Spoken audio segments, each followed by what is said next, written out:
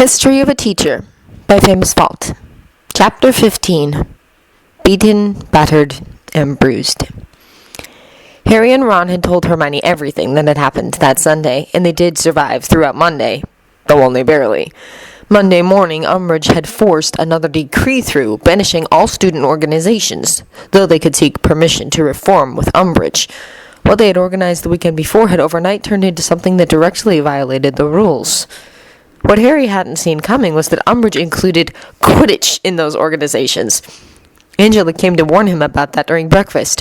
What she said was, Please don't lose your temper with Umbridge again, or she might not let us play anymore."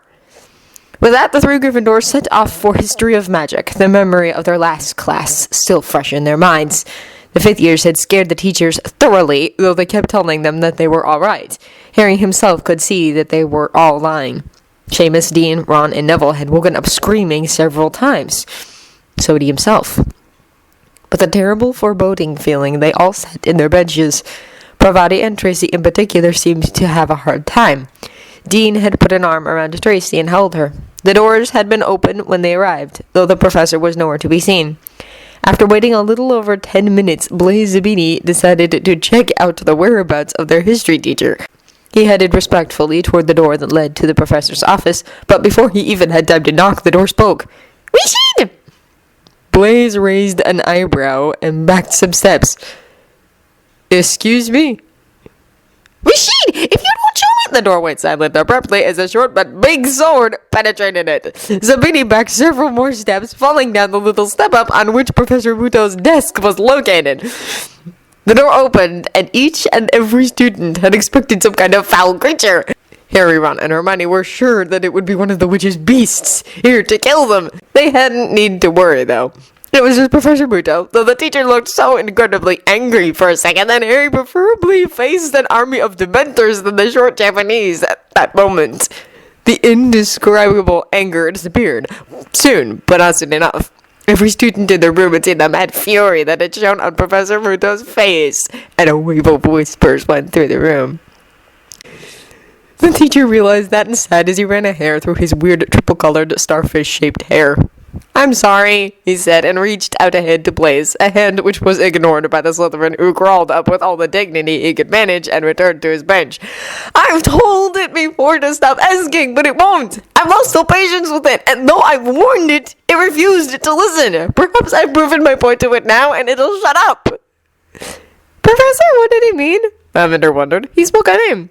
"Rashid, I heard it. I'll tell you if you want," he said, and for some reason Harry knew that Professor Muto would tell the truth if Lavender pressed on. "Was he a friend of yours?" Lavender wondered.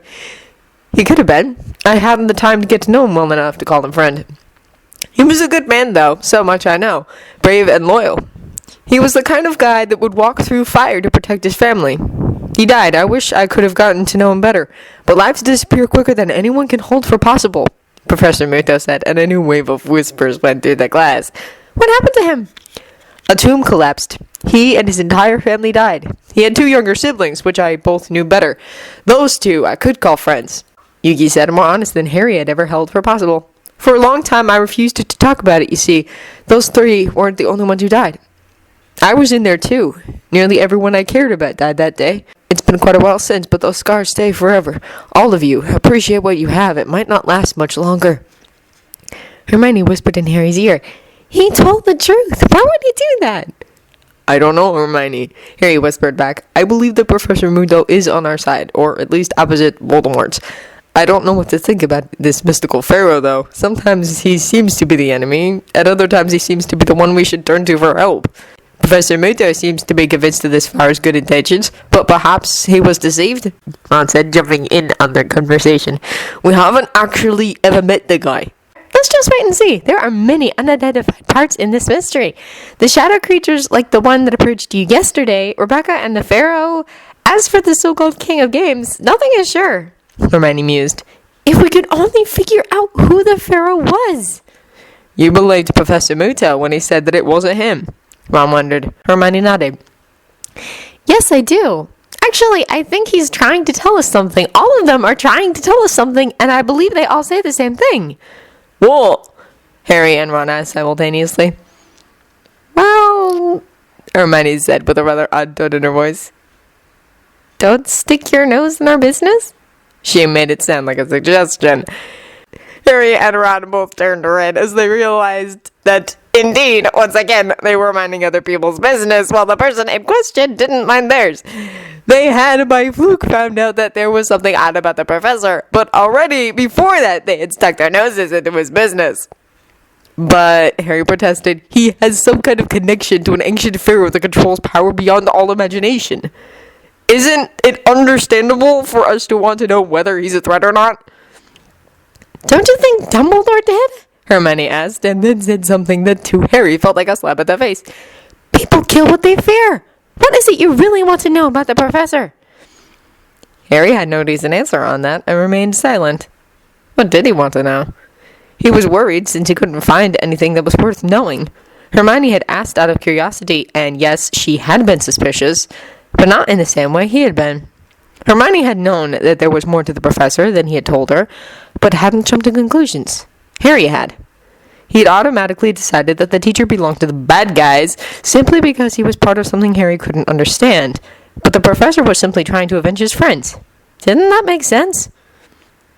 Has Professor Mouto ever told us what the Pharaoh is up to while he is teaching? Harry wondered. His voice gave away how ashamed he was. Hermione shook her head, but Ron nodded. Two pairs of eyes looked at him confused. Well, Professor Mouto didn't, but Professor Trelawney did. Her prophecy, he explained when both others were left with blank expressions. She said that they anticipate its arrival, not he. I think that both of them might be striving for the same goal. It'd make sense, wouldn't it? When Harry and Hermione both shook their heads, Ron made an annoyed noise. Yes, it does. From what Professor Mouto told us, we can state that the Pharaoh and the King of Games were friends. Good friends. How big are the odds of the Professor's friends being the Pharaoh's friends, too? Ron, you're a genius, Hermione said, and Ron went red. So, Harry said, the two of them are probably just striving for revenge. Revenge on the Death Eater that killed their friends. Despite all power, they are just two grieving persons. Just two persons. Harry looked up at the professor and realized with a shock that he was standing right in front of him. The short man nodded softly. You didn't think of me as human. It was a statement, not a question. Harry shook his head. No, I didn't. I wish I could say that I didn't know why, but that would be a lie. You don't have to explain to me. It's good that you three realize this now. Perhaps you'll leave me alone. I hope so. Things are never as they seem, but sometimes they don't need to be more than exactly that. It suffices. With those cryptic words, the professor turned away for a moment lost in thoughts. Then he turned back to face his students and continued his class about the nuclear bombs. Ron, who had started to pay attention after the rather startling reaction of the Japanese, was turning more and more pale as Professor Muto explained the concept of the nuclear bomb and what happened at Hiroshima. In the middle of Professor Muto's captivating lecture, Harry noticed that Hermione's eyes caught something that had to be interesting since Harry had a hard time imagining her forgetting about the lecture. He followed her gaze as the rest of the class started pointing at the window and Professor Muto fell silent. Oh, I've always loved that owl. She's so beautiful, Lavender told Parvati, and Parvati smiled. What Harry found weird was that the little statement from Lavender made the professor smile in, relief. Harry frowned, but was about to stand up as Professor Muto walked towards the window and opened it. Harry had expected Hedwig to fly away as soon as someone else, but him opened the window. But she didn't. She sat on the windowsill, unsure about what to do. She was gazing at Harry as if she was thinking deeply. The professor nearly matched her expression. He was examining the owl closely and eventually picked her up. He tried to be careful, but it was obvious to anyone that the teacher with the triple-colored hair was not used to owls. To Harry's great surprise, Hedwig didn't protest to the fact that someone else than Harry picked her up. Professor Muto frowned in a way that Harry didn't find very relaxing as he asked, "Whose owl is this?" "Mine, Professor," Harry said as he threw the letter on her leg a worried glance. He knew very well who the letter was from, and though he trusted Sirius not to give away any vital information, Harry preferably hadn't that Professor Muto read it. "Take this owl of yours and bring it to Professor Grubby Plank. She's injured," Professor Muto said, and walked towards Harry with the owl on his arm without taking his eyes from Harry's. Harry noticed the odd color of the professor's eyes. They didn't look natural, quite natural. They were like two large amethyst stones in the rather childlike face. Harry took Hedwig from the stern-looking teacher and hurried out of the classroom, his face burning red. Rebecca had been waiting for Tracy for quite a while and had been unsure on whether she was going to show up at all when Tracy arrived at the room of requirement. Rebecca yelled in surprise when she saw what Tracy looked like.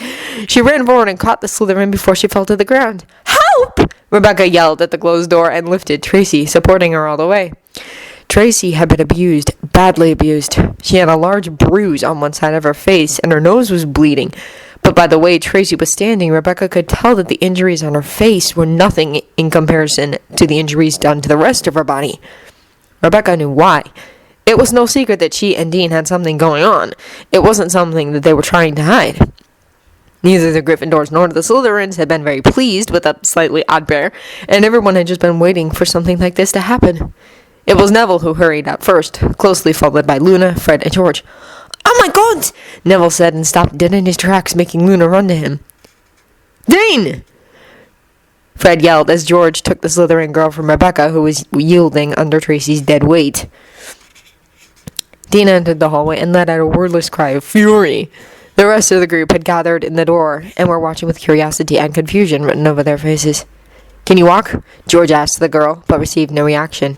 Dean waved a hand before Tracy's eyes, but when that didn't lead to a reaction, he growled. Fred and George had taken control over the situation and were giving orders so quickly and effectively that Rebecca was surprised. In general, she had only heard bad things about the Weasley twins, but everyone here listened to them. They seemed to be more respected than Rebecca had realized.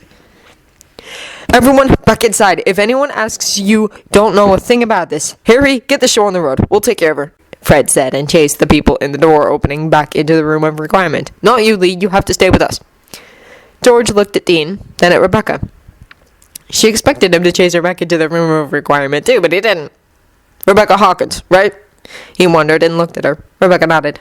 "Go see Professor Snape and tell him one of his students is injured. Don't let him know that you know Tracy. It will lead to too many questions. Say that you were heading for the library and found us with Tracy. We told you to go see Professor Snape and inform him. With us, I mean Lee, Fred, Dean, and me. That's all you have to know. Snape will assume that it was us who beat her up, but that will fix later. Hurry, I'm taking her to the hospital wing." He scooped the as-good-as-unconscious Slytherin in his arms and carried her towards the hospital wing, followed by Lee, Fred, and a furious Dean. Rebecca turned the other way and ran towards Snape's office. She didn't stop to catch her breath, but just shoved people out of her way. As she came closer to the dungeons, the amount of people she had to push out of her way decreased quickly, but the few she did meet threw her displeasing and suspicious glares. Some yelled at her, but Rebecca didn't care enough to listen. As soon as she reached Snape's office, she knocked on his door violently. "Open, please! It's urgent!" A very mad Snape opened the door, and he became even more sour when he saw who was standing before him, but Rebecca didn't care about the professor's less than welcome glare. "A student of yours has been injured. Fred and George took her to the hospital wing. She seems beaten up badly. She's a 5th or 6th year. She was outside the library." Rebecca panted and spoke faster than ever before. Snape didn't stay to listen to the ramble and walked away, completely ignoring Rebecca. Rebecca, who didn't really know what else to do, followed him. She nearly had to run to keep up with Snape, but she was glad that she had a good condition. She had run quite the distance today. Hadn't the castle been so big, it would have been way easier for anyone to get something done. Snape pushed open the door that led to the hospital wing, and everyone inside it looked up. Everyone but Tracy, who had fainted somewhere along the way. Fred, George, Lee, and Dean were still there. Clearly, they had been waiting for Professor Snape. Fred, George, and Lee were sitting on a hospital bed opposite that of Tracy's, and Dean was sitting next to her. Madame Pomfrey hurried towards Professor Snape. "She's over here," the witch said, which was rather obvious, since Tracy's was the only bed occupied. "Who is it? What happened?" Professor Snape asked, addressing the first question himself by simply going to check. "Tracy Davis, Professor. The 4 boys over there brought her in. They found her outside the library. She was battered and bruised all over. She'll be fine, but it could take a while. As for what happened to her before she ended up outside the library, you'll have to ask her when she wakes." "Has the headmaster been informed?" Snape asked, and Rebecca cocked her head slightly. Was this the real Professor Snape? Was he the kind of teacher that pretended to hate children but had actually cared deeply for them when push came to shove? He seemed that way. "No, the only ones currently aware of her condition are we," Madame Pomfrey said, and shoveled away to her office, glad to get away from the unfriendly-looking teacher. "Hawkins, go get Professor Dumbledore. What are you still standing around for? Go!" he urged impatiently. "Thomas, what are you doing here?" Rebecca had opened one of the double doors, but waited for Dean's answer. She was curious, and she could tell that Lee, Fred, and George had their ears wide open too. Well, Professor, what kind of boyfriend would I be if I left her alone when she's in such a state? Rebecca smiled widely at those words and had to resist the urge to look behind her to see Snape's facial expression. Snape was completely blown away by the Gryffindor's confession. He had been in love with the Gryffindor, and that had been completely unacceptable. That's why he had kept it quiet, that and the fact that he didn't want to ruin the friendly relation he and Lily had. Tracy Davis and Dean Thomas had taken a big risk by breaking the unwritten rules that divided the school houses, and now Davis had paid the price. Snape knew that it was most likely a Slytherin who had abused the unconscious girl, just to show that he would not tolerate a Slytherin being with a Gryffindor. He stood a while and stared out a window, lost in thoughts. No one interrupted him. Snape turned away from Dean Thomas and looked at the Weasley twins and Lee Jordan. "What are you three still doing here?" he snapped. "Surely you weren't dating her too." Irony dripped from the teacher's voice. Frederick read, "No, but when you find an unconscious girl in the hallways, you'd like to know how she's doing." "She'll be fine. Now get out before her parents arrive," Snape bellowed at the three of them. He could tell by the glare that Madame Pomfrey threw him that she most of all wanted to tell him to keep quiet, but she didn't dare. The 360ers were about to take their leave when the door opened again. In came the headmaster, together with a man and woman that, without a doubt, were Tracy's parents. Several meters behind them, Rebecca Hawkins entered the hospital wing too. She seemed to have come simply because she didn't know what else to do. Madame Pomfrey hurried out of her office. "Only 6 visitors at a time." "We were already leaving," Jordan told the elder woman, with a hint of annoyance in his voice. Annoyance that Snape understood quite well. "No, please wait," the woman who had come with Dumbledore said, and gripped George's arm. "Rebecca told us that a couple of students had found Tracy and brought her here. Were that you?" She had a very intense gaze, Snape noticed, and felt an immediate liking towards the woman. That was how he worked. He decided what he thought about a person by first impression and then refused to change his opinion. He knew it was a bad trait, but he didn't feel like changing it. "Yes, it was us," George said, and looked at the hand on his arm with a frown. "I just wanted to thank you. You are no Slytherin, are you?" she wondered, and had a look in her eyes that Snape found unnerving. "No, ma'am, I'm a Gryffindor. We are all Gryffindors, except Rebecca, who is a Ravenclaw. But that should not matter, should it?" George asked. "It doesn't matter at all. Not to me. It's just that it's so unusual for the two houses to help each other out." "Ma'am," Fred said, and made a very theatrical bow. "A gentleman always helps a lady in distress." Then Fred lost his theatrical tone and became fully serious as he looked at Tracy. "Especially in cases like these." "What do you mean?" Miss Davis wondered, but Fred just smiled and shook his head as the 3 Gryffindors and Hawkins left. "Dean, are you coming?" Jordan wondered as he stopped in the door opening. Dean shook his head. "No, not yet. I'll see you." The 360ers walked out the room. Rebecca waved at Dean in goodbye and threw the unconscious girl on the bed another look. "Will she really be okay?" she asked Madame Pomfrey, and no one could doubt the blonde's sincerity in her worries. "Yes, she will be. Now get out of the hospital wing," Madame Pomfrey said in a way that displeased Snape immensely. Rebecca turned red but glared at the matron, not the least bothered by all the adults watching. She walked out the hospital wing muttering unfriendly things just low enough for them not to understand what she was saying. "What happened?" Miss Davis asked no one in particular. Snape admired her alertness. She hadn't assumed the worst, and she hadn't had an unnecessary breakdown. "She's been abused," he said, and turned towards the girl's parents. "I'll look into this at once." "But why?" Fred Tracy's father wondered with a heavy Scottish accent. "That's probably my fault, sir," Dean Thomas said, and drew his attention to himself where he was sitting next to Tracy. "What?" "I reckon you know the story of Romeo and Juliet. It's much like that. They're Gryffindor and Slytherin, rather than Montague and Capulet." "You're Dean Thomas," Miss Davis stated. "Tracy has told us about you. The history teacher made you two work together at the beginning of the term, correct?" Dean smiled weakly and nodded. "Professor Muto is very focused on uniting us all. He goes far to do so. He isn't afraid of giving us nightmares. He's good, though." Snape frowned. The classes of Professor Yugimoto were a big mystery amongst the teachers. They had all avoided the foreigner after the overall mental breakdown from the 5th year Slytherins and Gryffindors. Had the sudden understanding between the two classes something to do with Professor Muto's rumored lesson? The lesson that Thursday had been made horrible in the rumors that went through the school. But what were the rumors based on?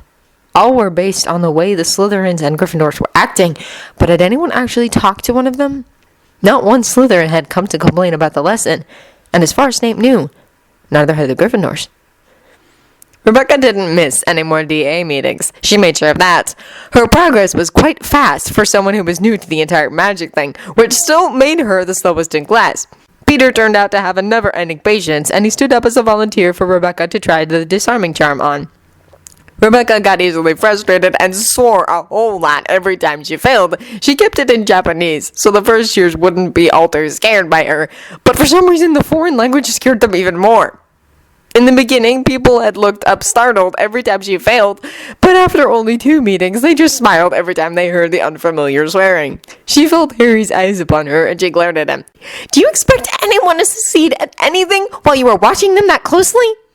Harry smiled at that, but to Rebecca the smile seemed rather awkward, nearly as if he were afraid. "You've got quite the temper. Try it once more. I'm here to teach you, remember? If you would be able to do a successful disarming charm in such a short period of time, you'll have my undying respect. It takes more than a couple of weeks to learn the basis of magic in general. Learning spells longer, and spells like the disarming charm should take another month at the very least if you want to be considered the least normal. And even then, you'd be very talented." Rebecca sighed and tried to disarm Peter once again. Nothing happened. She sighed again, more deeply. Harry cocked his head. Interesting." "What?" Rebecca asked sourly. "The only thing you could have missed is your faith. Have you accepted the fact that something will happen when you wave your wand yet? Believing in it is vital. If you don't expect something to happen, it won't." With those words, Harry had left. From that moment on, she made a progress that was admirable, although it was still slow compared to the others. Rebecca visited Tracy while she was in the hospital wing. She had been pretty shaken by the actual dislike among the houses, and she had to make sure that Tracy was all right. She was there when Tracy awoke the first time. The first words Tracy spoke were, "Ah, my head." "I've been told your head will be fine," Rebecca said and smiled. Tracy turned and her eyes widened in surprise. "Rebecca Hawkins?" "Yep," Rebecca said. "What happened?" Tracy asked. "And why are you here?" "Someone beat you up. Fred, George, Lee, and Dean brought you here. I ran into the 5 of you outside the library and went to get Professor Snape," Rebecca explained briefly. "Is that so?" Tracy wondered and raised an eyebrow. Rebecca laughed silently. "No, but that's the version you need to know. It's what we told everyone. As for me being here, I just want to make sure that you're all right." Rebecca went silent for a minute. "How come that the only ones I ever find in here are Dean or your parents? Don't you have any friends among the Slytherins?" "Not anymore. Or actually, no, I never had any, and the few people I ever talked to will probably be mad at me now.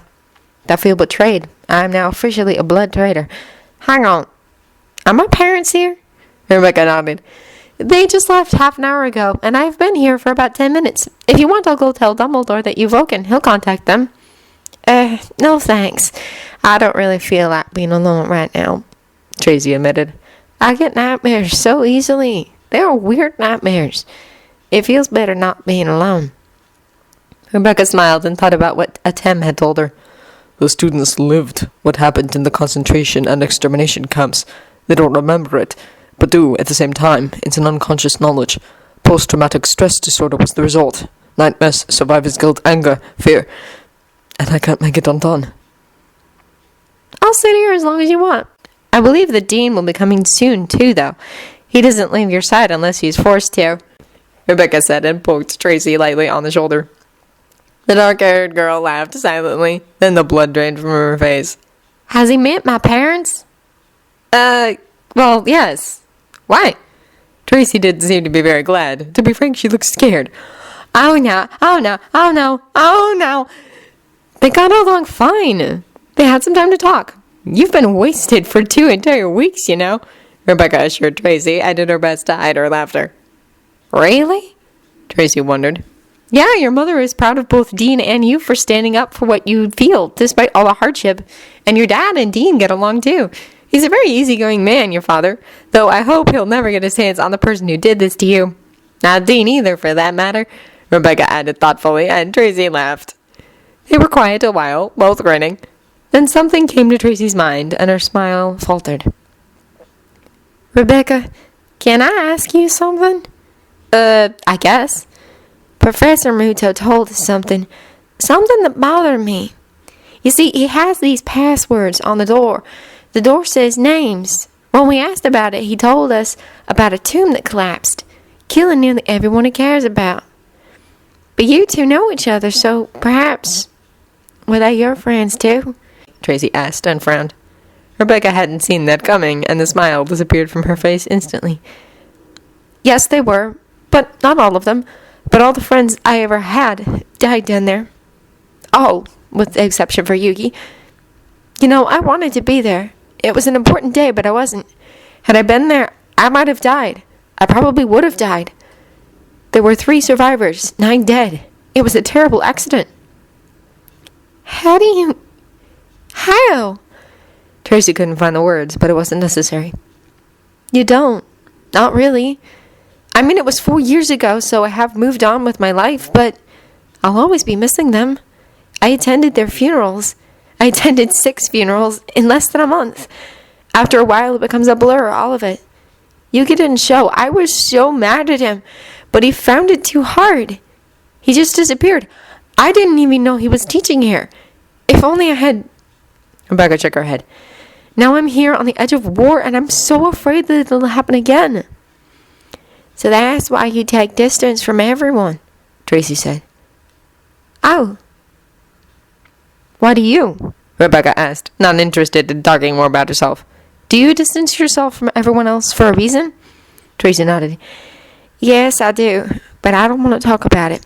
That's fine, Rebecca said and smiled. That's fine. Thank you, Tracy said and closed her eyes. Can you say, even if I fall asleep? Rebecca thought about the PTSD once again and whispered, Yes, I'll stay as long as Madame Pomfrey will allow me. The moon is already rising, so I don't know when she'll kick me out, but it's soon, I think. At those words, Tracy sat up at once. The moon! No! What day is it? Thursday. Why? Tracy sat up and pulled away the curtains as she stumbled on unwilling legs towards the nearest by window. The first moonbeams were already coloring the landscape. Rebecca, this is important. Can you do something for me? The scared tone in Tracy's voice made Rebecca worry. Yes, of course. Run. Run as fast as you can towards the office of Professor Snape and tell him I need the Wolfsbane potion as quickly as possible. But why? Rebecca wondered, far too confused to act. You don't know? Tracy wondered, genuinely confused. The reason I distanced myself from others, the reason which I didn't want to talk about. Rebecca, I'm a werewolf. Tracy had barely time to finish her sentence before she fell to the ground, twisting and screaming. Rebecca backed towards the double door as she stared in horror and fascination at the Slytherin girl, who was now a wolf-like creature, hardly distinguishable from a real wolf. The snout was different, and so was the tail. Tracy howled, waking Madame Pomfrey, who hurried out of her office just in time to see the werewolf take a leap for Rebecca.